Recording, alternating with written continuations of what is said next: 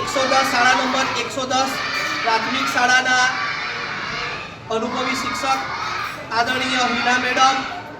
અને મારા સહાધ્યાયી મેડમ આદરણીય માધવી મેડમ અને બાળ દેવતાઓ, એક બગીચાની અંદર એક બુલબુલને જે અનુભવ થાય,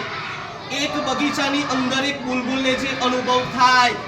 એક વનરાયની અંદર એક કોયલને જે અનુભવ થાય,